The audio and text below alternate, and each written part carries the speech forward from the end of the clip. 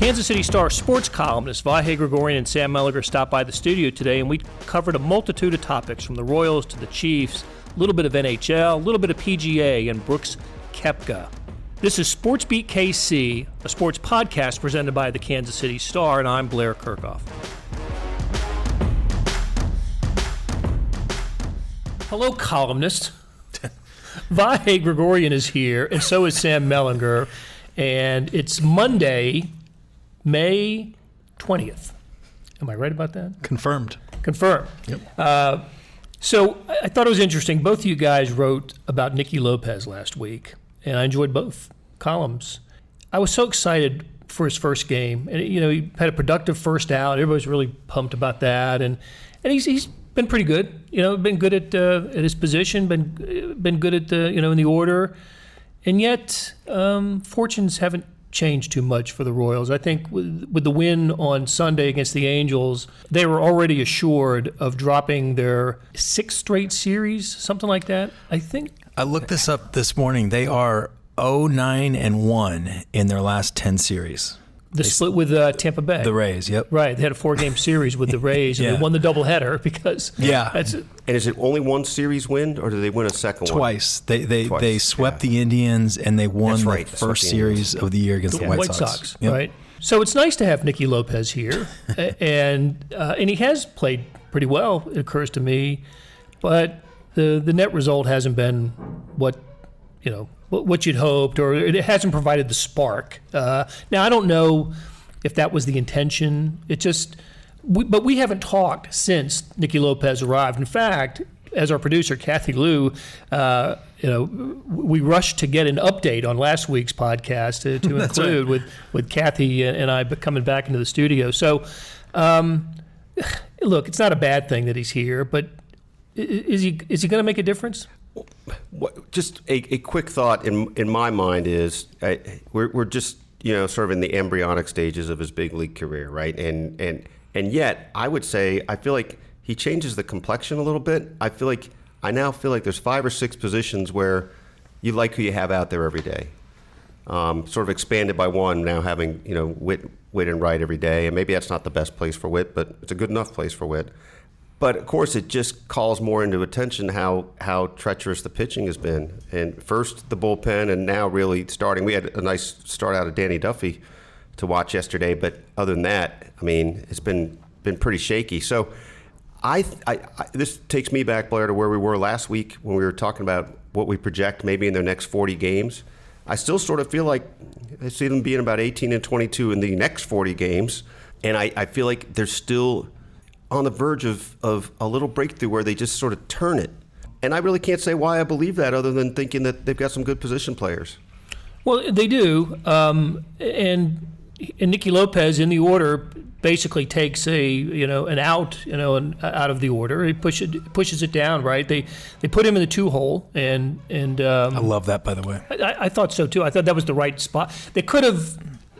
What were the options there? What Second, 8th, and 9th, I think, is where a guy like that hits. But I think the number 2 spot in the order is vastly underrated in terms of importance. And I think a lot of times you should have your best hitter there. Nicky Lopez is not their best hitter, but maybe their best contact hitter, though. Yes, by far their best contact hitter. And I think, he's a week into his big league career or whatever it is, but I think he's one of the best contact hitters in all of baseball. Let me rephrase that. I think he will prove to be one of the best contact hitters in all baseball, and they needed that. If he sort of replaces Chris Owings in the order, that's a production that goes from 0 or negative to a 7 or an 8 or whatever. He's and if you think about where he is in the order too, this is not when the Astros had Bagwell and those guys, the number 2 spot in the Astros order used to be the best place in baseball, but he's got Mondesi, Dozier, Gordon, depending on whatever order. The pitcher's not going to want to walk this scrawny 5'9" rookie. So he better put it on the black, because if he doesn't, it's going to be right over the plate and he can hit. So it's going to be a line drive somewhere. And then he's going to be on base for those 3 guys behind him. And a lot of times Whit Merrifield is going to be on base in front of him. I think it's a great spot in the order. I think he does make a big difference. He's not he's not Eric Hosmer coming up, right? He's a player you win with, but maybe not necessarily because of. But I think he does make a big difference. I think we will see that over time, but he can't pitch. No, no, he can't. That's kind of what they need. And I know we talked about it a week ago. Starting pitching at one point, first month of the season, looked encouraging. Pretty good. And this was when Duffy wasn't, part of the rotation. Duffy has since returned and has been really the only consistent, performer in the rotation. Jacob Junis was, he's getting knocked around, and Brad Keller can't seem to find the strike zone in a consistent basis. I think the strike throwing, to me, of the young pitchers is the bigger concern. Are they nibbling too much? Are they? I don't know what's going on, but those two in particular, Keller and Junis, are in a season where you patch one leak and the other one springs open. Yeah. That's what's going on. I think with the starting pitching. That's 100% how I feel. I mean that's also a little bit why I think that maybe they'll get to a place of some equilibrium where they've patched a couple of these leaks. I think the starting pitching is going to get better. Sort of one of those things where I feel like I'm not really sure I can say why, but I think those two guys have it in them, and that's really all I think. I think they have it in them. Whether they take that turn or not it's on them, and it might just be as simple as attack mode differently, which is I'm sure we're not saying anything they're not thinking of, but they're certainly not executing it. Yeah, I believe in Brad Keller. I think he's a good, if you have a sinker like that, and then you can develop a little bit of a slider. I just think you can get outs. And I'm not going to break down mechanics or I can't say exactly why he's been unable to throw strikes, but that's obviously concerning. And he's got to get that fixed. But he's 23 years old, and there's enough in there, I think, to believe in. Not as an ace, but he can be, winning if the Royals become good. If he's your third starter or fourth starter, I think that could be a pretty good rotation. Yeah. The others, I'm a less like Junis, that sliders. I don't know. I'm less like Junis and Lopez may be just swing guys. That may be what they are.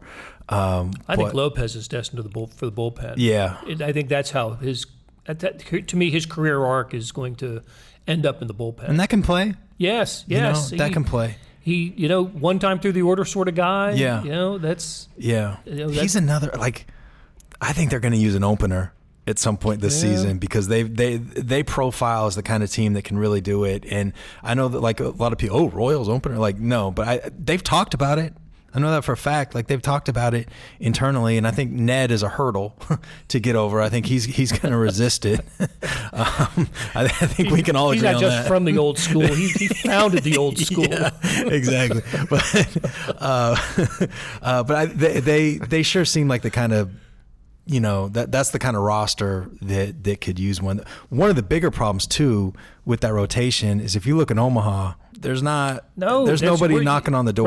Right. I mean, that's why I'm thinking ahead to, are there trade pieces in this team that they can, that could, where they could get a Double-A pitcher, with some upside.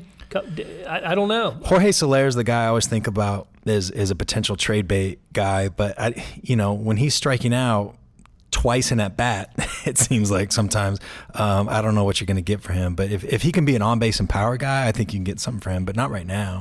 Here's a funny question: thinking about Alex Gordon, his future. Is he back? We don't know if he's back. Is he a valuable trade piece? He only wants to play for the Royals. Theoretically, the Royals probably want him here, but the way he's playing. I mean, I haven't looked at really in the last week at his numbers, but by and large, rejuvenated. Mm-hmm. Is there a possibility that he's the sort of guy they move for what we might call future considerations or more immediate considerations? It makes sense in every way except for sort of the sentiment. I was going to say, and Lynn Worthy talked to him, and I guess on the bench at in Anaheim on Friday, and the quote was, I don't know. Wasn't it? Or to me, it was to the effect of, I'm going to either be a Royal or I'm not going to be in baseball. That's sort of where his mentality is, and we should also know he's a 10-5 guy. That's right. 10 years of service time, 5 with the same team, so he can veto any trade. no matter what. So I mean that changes the dynamics too. But it's an interesting. I mean there's a history. It doesn't happen all the time by any stretch, but guys have been traded in July and then signed back with the team that traded them away. Like that has happened. It kind of be weird to see Gordon if especially if he doesn't want it, then it's not going to happen. And maybe the trade, then you have to pick up his option or something like that you can play that game too, and nobody's going to want to pay him $23 million next year. One other quick question, just because you guys have made me think of it. Ian Kennedy, where does he fit in this equation? And this is maybe something nobody else is thinking of, and maybe for good reason, but is there, as the rotation sputters like this, is there any case to be made that they could stand to have a guy like him, or is he sort of finding his niche well enough or so well that you don't want to mess with that? My feeling from the front office especially is that the move to the bullpen in some ways was as much, maybe more, about health than performance. That's a Nick Kenny question. Do they think he could last? Do they think he could, because he had problems, what was it, hamstring? Something he started to run into some issues, and they weren't sure that he could hold up over 34 starts or whatever. So, now it wouldn't be 34, right? Now it would be 20 or whatever the number would be. So I think that would be the question too, because I think Scott Barlow is showing some things. Like Scott Barlow has really emerged, and not just as like a reliable, kind of nasty. That curveball is jumping, but he can be more than one inning. And that's something that's really useful for this team. Yep. Yeah. Barlow and Jake Diekman and Kennedy have proved to be a pretty nice back end. Especially when Duffy's on the mound, we can get you through 6 with a lead, and it was set up on Sunday for that succession of relief pitchers. So that was good to see yesterday. Something that Gordon and Soler and Lopez and Dozier and Merrifield and you name any Royal who comes to the plate these days have in common is they haven't hit a home run in a week and a half. It's been like 8 straight games without a home run. And this was a team that, again, early in the season was not having a problem on that end. It seems to me if the Royals aren't scoring these days if they don't hit home runs. It's just odd. A team that now is reliant on power. That's not what this coming out of spring training. That's not what we were sold. No, we were like our whole theme was born to run, blah, blah, whatever. What was that baseball section theme we cranked out? To be fair, there have been times where the Royals couldn't score if they didn't hit a home run, but there were times that they weren't scoring anyway. That's right. Under any circumstance. But you're right. Like to be relying on it, and it still doesn't make sense because they have. There's one way it does make sense, one way it doesn't. The way it doesn't is that they still have athletes. When Mondesi's on first, he can score. They still have that. So you think, God, you can run into something. If Mondesi's on first and Dozier hits one in the gap, that's a run. But the way it does make sense is that lineup is, even with Lopez, it's so imbalanced. If you look at the top 5 spots of that order, I looked this up last week, and the OPS, the average OPS was something like 890. I mean, it was, maybe it wasn't quite that high. It was 8 something. It was 830, something like that. A very good number. Anything over 8. A very good number. It was equal to Mookie Betts. Oh. It was equal to Mookie Betts. And the last 4, the OPS was basically a National League pitcher. I mean, it was just just rotten. I mean, and that's a weird, you've got the first 5 that you think bashing, and then it's just Maldonado, Hamilton. It's just these really easy outs. They got to get that fixed somehow too. Sadly for the Royals, you plug one hole and 2 open up. Well, look, to your point, I mean, that anything you say about the idea of Ian Kennedy, well, I don't know. I mean, that could just make something else just come gushing open. I mean, it's so right. The one thing they do, they don't have any answers for the rotation in Omaha, but they've got some potential. Tim Hill's going to be up at some point. So is Kevin McCarthy. Both those guys will be back up, and they're probably and this took them by surprise because both those guys were fairly reliable last year. They just couldn't throw strikes, story of the season, right? But they've seen, if you look at their minor league numbers, they seem to have fixed that. So they've got some guys that they can plug. I'm just bringing this up, Vahe, because you make the point, you guys are both making the point about whether Kennedy can go into the rotation. They can much better cover a bullpen spot right now internally with the minor leagues, and they can a rotation spot. Because even like Josh Stomont, his ERA is pretty good, but I think he's got, I looked this up, it was something like 18 walks in 30 innings or something like that. I mean, it's just way too many. He's a Royal. Yeah. Have you looked recently at Zimmer's numbers? I haven't. Terrible. Just terrible. He has walked. I'm gonna get this off by a little bit, I think, but he has walked at least one batter in Omaha in something like all but 2 of his 15 outings. Well, one thing we know for sure is in this next series, the Royals will not lose 2 of 3. They play 2 against the Cardinals Tuesday night, and then on Wednesday afternoon. Our sunny optimist always in hand. And one thing, they play in St. Louis on Tuesday night, and across the street or down the road, St. Louis Blues will have an opportunity to crash the Stanley Cup Finals for the first time since 1970. Theoretically, depending on how you look at it, biggest hockey game there since late 60s, early 70s. Yeah, yep, that's amazing. If they can pull this off, I think the most the professional franchise that underserves its fan base the most, St. Louis Blues. I do.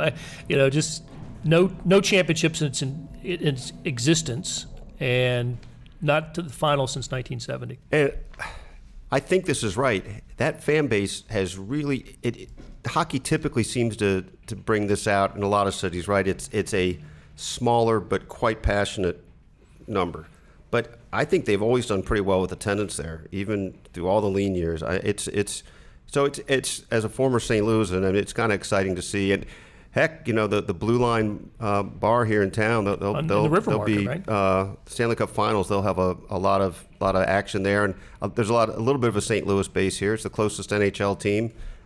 Despite the Kansas City-St. Louis disconnect, there seems to be a little sentiment for a team that isn't included in the sport here. Well, the Sharks were down 3-1 to Vegas in the previous round and came back and won. So now they're down 3-2 going to St. Louis. We'll see how that ends.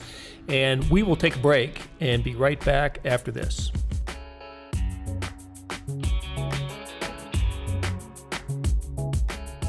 Hey, it's Blair Kerkhoff, and if you're listening to this, you love Kansas City sports, whether it's the Chiefs, Royals, Sporting, Mizzou, KU, or K-State. And no one covers these teams like the Kansas City Star. If you currently subscribe to the paper or have a digital subscription, thank you for your support. And if you don't, here's a great offer. It's called Sports Pass, unlimited digital access to every sports story and video on kansascity.com. And it's just $30 for the first year. It's the best sports value in town, just 8 cents a day or $2.50 a month. You can't beat that. Subscribe now at kansascity.com/sportspass.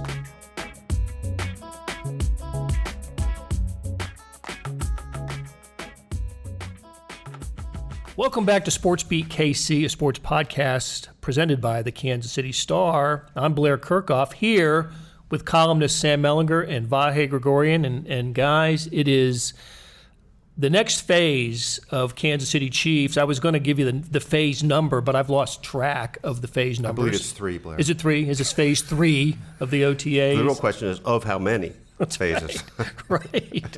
We know at least one more is impending. So what are we going to look for this week? There's only one day of Andy Reid and Patrick Mahomes speaking to the media throng, and there will be a throng out there, I guarantee you. Because they've condensed the space, so there'll be a ton of media in this small space on Thursday. But what are the storylines this week? I'll start it off by just throwing it out that we haven't talked to Steve Spagnuolo since he was hired, and I don't know if he'll be available this week, but I'm kind of eager to see who's going to be lining up where on defense. That's funny. You brought up earlier when we were sitting in the office that they're taking requests.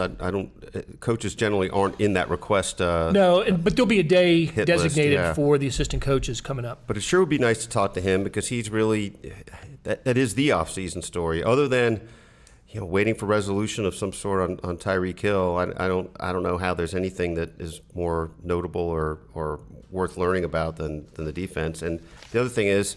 The flip side of that, as Bill Self would say, is we're not going to learn anything more about the defense until we see it played in real games. But I guess you can get a sense of whatever the communication, chemistry, energy is with Spagnuolo and his team, and so I guess that's somehow or another what we'll be looking at the most.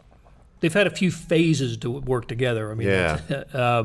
So yeah, we won't see a lot, but we'll be able to talk to maybe players, coaches, at least players will be able to speak to the communication and what's different. And Sam, I think everything is going to be different. Everything better be different. That's right. That's right. The cornerback position is going to be pretty similar to what it was last year. Pretty much everything else is vastly different. And, we've talked about this, but that safety position needed to be and was basically shot directly into the sun. And that has been completely remade. And then the front seven has also been remade, both in personnel and in scheme. That's where when we talk about the shift to a 4-3, that's where that's going to show up the most. They're going to get, at least the hope is that they'll get more coverage out of the linebackers. That's why they traded for Lee from the Jets, which seems like, I know he's just got 1 year left and he was suspended last year and all that stuff, but it seems like a really great trade. It seems like they kind of took advantage of a franchise in flux a little bit. Of a general manager turnover with the Jets, because it wasn't going to happen before, and then it happened right after. The Jets had to name the new GM. And, I think anybody that watched the Chiefs last year knows that one of the biggest problems on that defense was their linebackers covering. They could not, whether it was tight ends or especially running backs out of the backfield, they just had a devil of a time doing that, and that's what Darren Lee can do. It's a weird thing. Like, these are the things that are interesting about the Chiefs from now until, the season opener in Jacksonville. But as far as like the OTAs, like that's not going to show up, I don't think. Like the OTAs, you can see things like McCole Hardman, like somebody like that might show up. Juan Thornhill might make, some sort of athletic, sort of center fieldish kind of play. But as a unit, I just don't think we're going to be able to, oh, this is really clicking, or oh, this really isn't. I don't think you can tell that from OTAs. But it'll still be interesting to see Frank Clark out there. There's. Right, we haven't seen the veterans yet. We had rookie minicamp earlier, and similarly, you won't get a sense of how guys knock each other around out there. Right. Not yet. We don't see that until St. Joe, but we will. We'll get to see guys in uniform and see what they see. Again, I think where they line up, how they line up, what the depth chart will end up being. We'll get some hints about that. Yeah, is Darren Lee the will? Like, is that where it's going to be, or is it Dorian O'Daniel? There'll be little things like that. But anybody that comes out of Thursday and be like, Chiefs got it fixed, or the Chiefs are screwed, or whatever, like, that's just come on, come on. Sam, you had a chance to talk to some new Chiefs over the weekend. What? Tell us about that. I did. I went to New Orleans for Tyrann Mathieu's. It's basically like a weekend. They even had a proclamation from the mayor declaring it either Tyrann Mathieu Day or Tyrann Mathieu Weekend or something. It was cool. It was really interesting. I mean, he is a guy. We'll get into this a little bit more in the story that should be up maybe later in the week. He's got an interesting, complicated relationship with New Orleans. Loves it, but there's a lot of stuff that's happened there. Anyway, I think what you're asking about, that I did crack a case. I did break some news here. Do tell. It's very important. You guys remember last year in St. Joe when Bashaw Breeland came in for his visit, and he was taking selfies with Bob Sutton. And I was going to say, he was so inconspicuous. Yeah. And he walked like kind of, maybe this is a reporter thing, but kind of sort of famously like walked by the throng of reporters like with his phone up to his ear. Into the dorm room. Into the dorm. With players only dorm. And it seemed to me only putting the phone to his ear as he approached us. Yes, it was the most, at least what appeared to be the most obvious fake phone call. And this is not, look, I respect the fake phone call as a move. Like, this is should be everybody's repertoire. Yes, I respect the move. I have used it. Yeah. Oh yeah. Yeah. But I asked him. He's down there for this fundraiser. He's pumped, by the way, to play with Tyrann Mathieu. He said he's watched him for years and always wanted to play with this guy. And I was like, gotta ask you this, and it's important. I'm going to put you on the spot.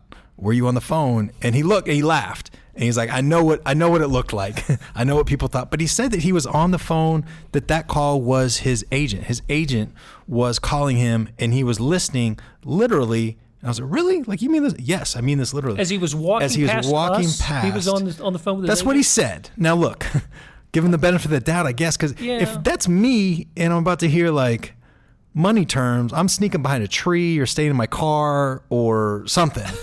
Right. Like that's how I'm taking that news. Not getting a cat call. Right.